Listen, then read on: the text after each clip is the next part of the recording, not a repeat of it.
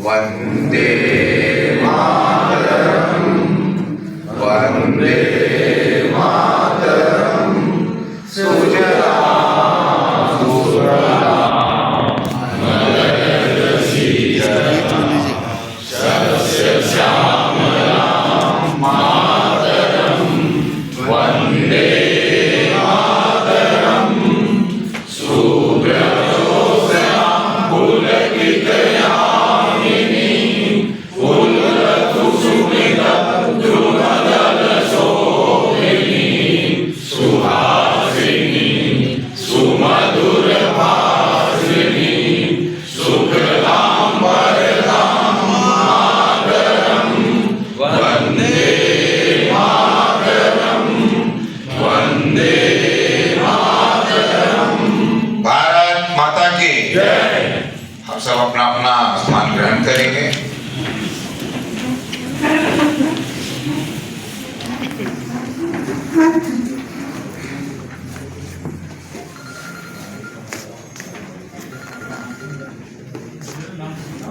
में आदरणीय कार्यकारी प्रदेश अध्यक्ष जी के नेतृत्व में, आदरणीय क्षेत्रीय संगठन महामंत्री जी के नेतृत्व में, आदरणीय संघ महामंत्री जी के नेतृत्व में हम सब ने इस कार्य को पूरा करने का कार्य किया है। जैसा हम सबको जानकारी है कि जो हमारा काम शुरू करते हैं, ऐसे हमारे सभी नवनियुक्त जिला अध्यक्ष यहाँ पर उपस्थित हैं। यहाँ पर सब आप सब आज इस बैठक में आए हैं। सबसे पहले तो आपका भारतीय जनता पार्टी झारखंड प्रदेश की ओर से आप सबका स्वागत है, आप सबका अभिनंदन है।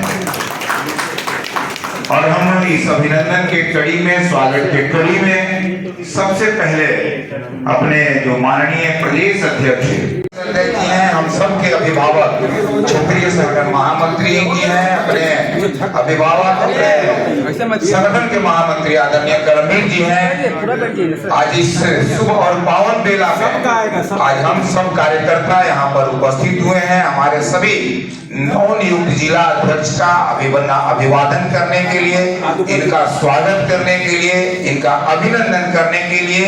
और यह भारत माता की जय। भारत माता की जय। चलिए, आप सबको बहुत बहुत आभार। सभी जिलाध्यक्षों को प्रदेश की तरफ से अभिनंदन किया गया, स्वागत किया गया है और आगामी कार्यक्रमों के बारे में विस्तृत रूप से चर्चा की गई है। और जो एसआईआर पूरे देश में चल रहा है और झारखंड में भी चलने वाला है, उस संदर्भ में भी विस्तार से बातें हुई हैं। क्योंकि जिस प्रकार से विपक्ष, विशेष करके कांग्रेस और अन्य पार्टियां जो जनता को एसआईआर के नाम पे गुमराह करने का काम कर रही है, और इस प्रकार के एसआईआर का कार्यक्रम देश आजाद होने के बाद बहुत वर्षों में हुआ है। लेकिन जब कांग्रेस की सरकार थी उस समय भी हुआ, कांग्रेस जब सरकार में नहीं थी उस समय भी हुआ।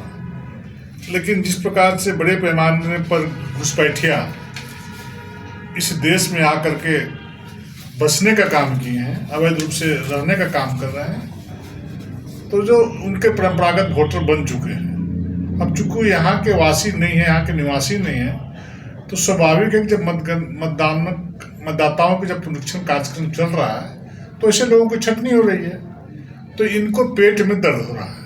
अब जरा विचार करिए कि 1952, 1957, 1961, 1965, 1966, 1983-84, 1987-89, 1992, 1993, 1995, इसमें किसकी सरकार थी? और उस समय भी एसआईआर के माध्यम से मतदाता पुनरीक्षण का कार्यक्रम हुआ था। जो अवैध रूप से मतदाता 2 जगह या 4 जगह किसी का देहांत हो गया, ऐसे लोगों का नाम वोटर लिस्ट में था, तो ऐसे लोगों को छटनी करने का काम किया गया था। उसके बाद फिर 2002, 2003, 2004 में भी ये मतदाता पुनरीक्षण का कार्यक्रम चला।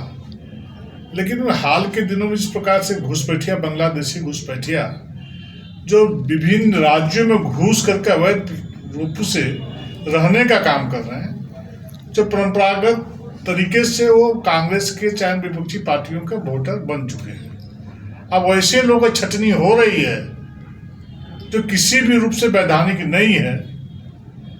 चुनाव आयोग एक संवैधानिक ढांचा है, संवैधानिक संस्था है, वो अपने कानून अपने नियम के अनुसार वो काम करती है।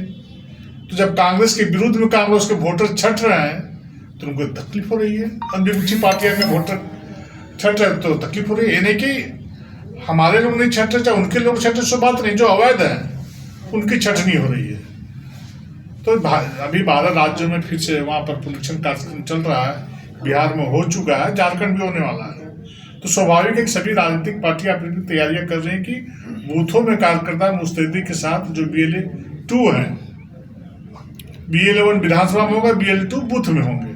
तो BLA 2 में प्रत्येक BLA 2 बूथ में सही उपस्थित होकर के बूथ में पड़ने वाले घरों में, चाहे मेरा मतदाता चाहे आपका, जो अवैध रूप से निवास करने का काम कर रहा है, चाहे जो मर गया है लेकिन वोटर लिस्ट में नाम चढ़ा हुआ है, तो ऐसे लोगों को छटनी करने का काम किया जाएगा।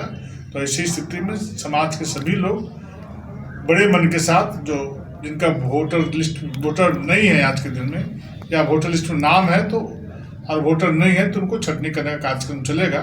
तो हमारे कार्यकर्ता भी मुस्तैदी के साथ हमारे जो BLA 2 होंगे, प्रत्येक बूथ में खड़ा होकर के, बूथ में रहने वाले घरों में खड़ा रह करके वैसे मतदाताओं को छटनी करने के काम में चुनाव आयोग को सहयोग करने का काम करेंगे। क्या सभी बूथ कई घुसपैठियों ने वंशावली में अपना नाम दर्ज करा लिया है? मतलब यहाँ के जो अस्थायी लोग हैं उसके लिए उनकी वंशावली नहीं, उसके लिए प्रमाण पत्र की आवश्यकता। आपके पास पासपोर्ट है, आधार कार्ड है, चाहे वैसे वैधानिक सर्टिफिकेट कुछ है जो आपको दिखाना पड़ेगा।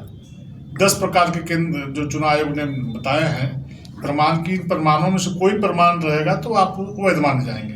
लेकिन 10 में से किसी एक को भी दिखा पाएंगे तो स्वाभाविक है कि वो अवैध मतदाता हैं, वो असंवैधानिक हैं और वो कथित रूप से घुसपैठी हैं, जो हमारे यहाँ घुस करके राष्ट्र को, समाज को, गांव को, रहने वाले लोगों को व्यवधान करने का काम करते हैं। बात हो गया 27 जिले घुसने कैसे हो गए?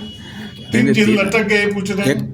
3 जिला अध्यक्षों के भाई बहुत जल्दी घोषणा आपके सामने होगी। जैसे 27 जिलों का हुआ, 3 जिला में भी हमारे कार्यकर्ता जिला अध्यक्ष बनेंगे और आपके सामने होंगे। कुछ विवाद उत्पन्न हुआ कहीं है। कोई भारतीय जनता पार्टी में कोई विवाद नहीं होता। जिस कार्यकर्ता को जिम्मेवारी देती है, आपने देखा कि 27 जिलों में हमारे बहुत से कार्यकर्ता चाहते थे कि हम जिला अध्यक्ष बने, लेकिन किसी एक ही कार्यकर्ता का जिला अध्यक्ष में चयनित किया गया। तो कार्यकर्ता ही चयनित किए, नॉमिनेशन हुआ, नॉमिनेशन वापिस हुआ, कहीं पर मतदान कराने की आवश्यकता नहीं पड़ी। सर्वसम्मति के आधार पर जिस कार्यकर्ता को सब लोगों ने सहमति बनाया वो जिला अध्यक्ष के रूप में सामने आए और उनके पूरा जिला के नेताओं द्वारा, कार्यकर्ताओं के द्वारा स्वागत किया गया।